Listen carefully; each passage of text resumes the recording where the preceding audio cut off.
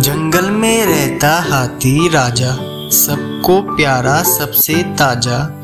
लंबी सूंड और बड़े बड़े कान, सब जानवर करते सम्मान।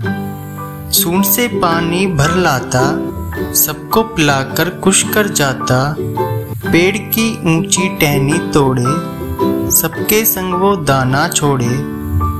नदी किनारे नहाने जाता, सूंड से पानी छप छप छिड़काता।